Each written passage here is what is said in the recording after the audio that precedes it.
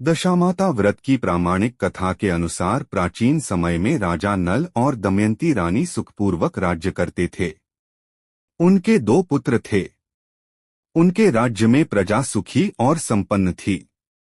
एक दिन की बात है कि उस दिन होली दशा थी। एक ब्राह्मणी राजमहल में आई और रानी से कहा, दशा का डोरा ले लो।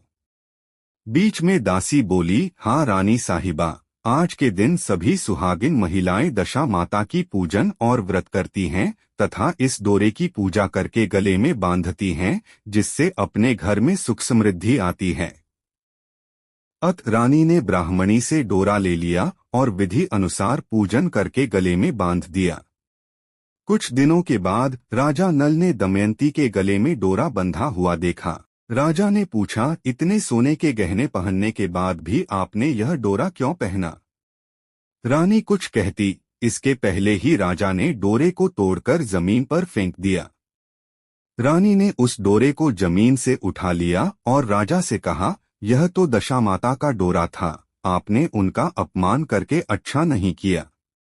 जब रात्रि में राजा सो रहे थे, तब दशा माता स्वप्न में बुढ़िया के रूप में आई और राजा से कहा, हे राजा, तेरी अच्छी दशा जा रही है और बुरी दशा आ रही है।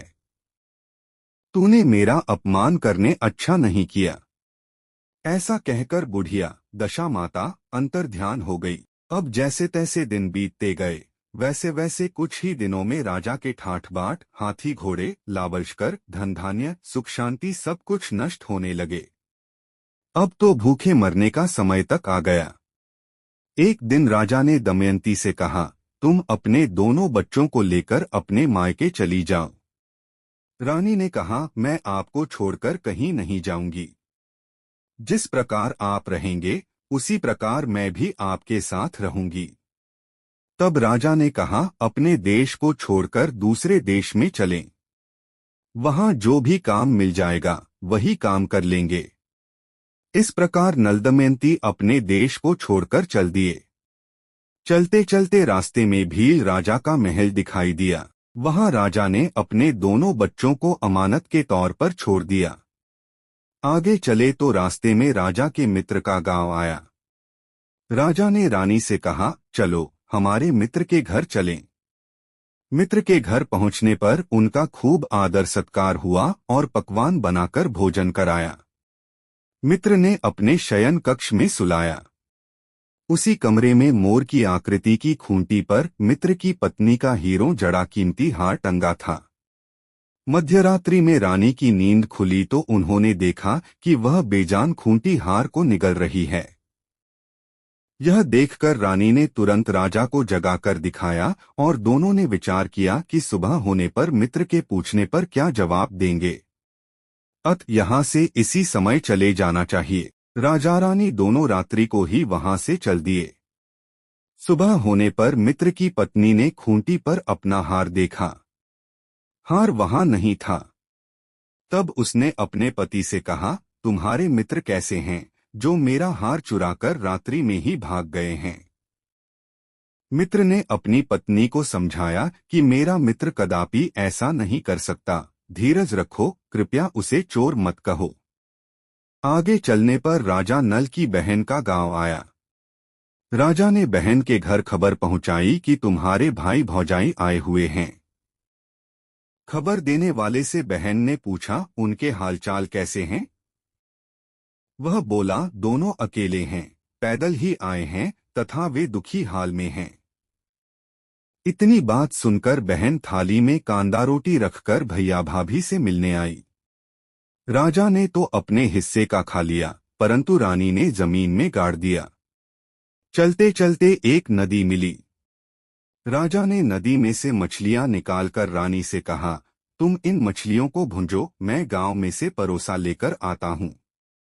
गांव का नगर सेठ सभी लोगों को भोजन करा रहा था। राजा गांव में गया और परोसा लेकर वहां से चला तो रास्ते में चील ने झपट्टा मारा तो सारा भोजन नीचे गिर गया। राजा ने सोचा कि रानी विचार करेगी कि राजा तो भोजन करके आ गया और मेरे लिए कुछ भी नहीं लाया। उधर रानी मछलियां भूंजने लगीं तो दुर्भाग्य से सभी मछलियां जीवित होकर नदी में चली गईं। रानी उदास होकर सोचने लगी कि राजा पूछेंगे और सोचेंगे कि सारी मछलियां खुद खा गईं। जब राजा आए तो मन ही मन समझ गए और वहां से आगे चल दिए। चलते चलते रानी के मायके का गांव आया। राजा ने कहा, तुम अपने मायके चली जाओ, वहां दासी का कोई भी काम कर लेना। मैं इसी गांव में कहीं नौकर हो जाऊंगा। इस प्रकार रानी महल में दासी का काम करने लगी और राजा तेली के घाने पर काम करने लगा। दोनों को काम करते बहुत दिन हो गए। जब होली दशा का दिन आया तब सभी रानियों ने सिर धोकर स्नान किया। दासी ने भी स्नान किया। दासी ने रानियों का सिर गूंथा तो राजमाता ने कहा, मैं भी तेरा सिर गूंथ दूं। ऐसा कहकर राजमाता जब दासी का सिर गूंथ ही रही थी तब उन्होंने दासी के सिर में पद्म देखा। यह देखकर राजमाता की आंखें भर आईं और उनकी आंखों से आंसू की बूंदें गिरीं। आंसू जब दासी की पीठ पर गिरे तो दासी ने पूछा, आप क्यों रो रही हैं? राजमाता ने कहा, तेरे जैसी मेरी भी बेटी है जिसके सिर में भी पद्म था, तेरे सिर में भी पद्म है। यह देखकर मुझे उसकी याद आ गई। तब दासी ने कहा, मैं ही आपकी बेटी हूँ। दशा माता के कोप से मेरे बुरे दिन चल रहे हैं, इसलिए यहाँ चली आई।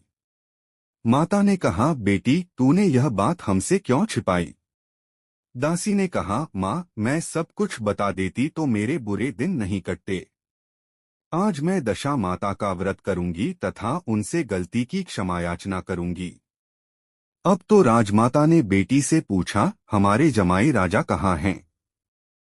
बेटी बोली, वे इसी गांव में किसी तेली के घर काम कर रहे हैं। अब गांव में उनकी खोज कराई गई और उन्हें महल में लेकर आए। जमाई राजा को स्नान कराया, नए वस्त्र पहनाए और पकवान बनवाकर उन्हें भोजन कराया गया। अब दशामाता के आशीर्वाद से राजा नल और दमयंती के अच्छे दिन लौट आए। कुछ दिन वहीं बिताने के बाद अपने राज्य जाने को कहा। दमयंती के पिता ने खूब सारा धन, लावलश्कर, हाथी घोड़े आदि देकर बेटी जमाई को विदा किया। रास्ते में वही जगह आई जहां रानी में मछलियों को भूना था और राजा के हाथ से चील के झपट्टा मारने से भोजन जमीन पर आ गिरा था। तब राजा ने कहा, तुमने सोचा होगा कि मैंने अकेले भोजन कर लिया होगा, परंतु चील ने झपट्टा मारकर गिरा दिया था। अब रानी ने कहा, आपने सोचा होगा कि मैंने मछलियां भूनकर अकेले खा ली होंगी, परंतु वे तो जीवित होकर नदी में चली गई थीं। चलते चलते अब राजा की बहन का गांव आया। राजा ने बहन के यहाँ खबर भेजी। खबर देने वाले से पूछा कि उनके हालचाल कैसे हैं। उसने बताया कि वे बहुत अच्छी दशा में हैं। उनके साथ हाथी घोड़े लावलश्कर हैं। यह सुनकर राजा की बहन मोतियों की थाल सजाकर लाई। तभी दमयंती ने धरती माता से प्रार्थना की और कहा, माँ आज मेरी अमानत मुझे वापस दे दो। यह कहकर उस जगह को खोदा जहां कांदा रोटी गाड़ दिया था। खोदने पर रोटी तो सोने की और कांदा चांदी का हो गया। ये दोनों चीजें बहन की थाली में डाल दी और आगे चलने की तैयारी करने लगे। वहां से चलकर राजा अपने मित्र के घर पहुंचे। मित्र ने उनका पहले के समान ही खूब आदर सत्कार और सम्मान किया। रात्रि विश्राम के लिए उन्हें उसी शयन कक्ष में सुलाया। मोरनी वाली खूंटी के हार निगल जाने वाली बात से नींद नहीं आई। आधी रात के समय वही मोरनी वाली खूंटी हार उगलने लगी तो राजा ने अपने मित्र को जगाया तथा रानी ने मित्र की पत्नी को जगाकर दिखाया। आपका हार तो इसने निगल लिया था। आपने सोचा होगा कि हार हमने चुराया है। दूसरे दिन प्रातः काल नित्य कर्म से निपटकर वहां से वे चल दिए। वे भील राजा के यहाँ पहुंचे और अपने पुत्रों को मांगा तो भील राजा ने देने से मना कर दिया। गांव के लोगों ने उन बच्चों को वापस दिलाया। नल-दमयंती अपने बच्चों को लेकर अपनी राजधानी के निकट पहुंचे तो नगरवासियों ने लावलश्कर के साथ उन्हें आते हुए देखा। सभी ने बहुत प्रसन्न होकर उनका स्वागत किया तथा गाजे बाजे के साथ उन्हें महल पहुंचाया। राजा का पहले जैसा ठाठ बाट हो गया। राजा नल दमयंती पर दशा माता ने पहले कोप किया, ऐसी किसी पर मत करना, और बाद में जैसी कृपा करी वैसी सब पर करना।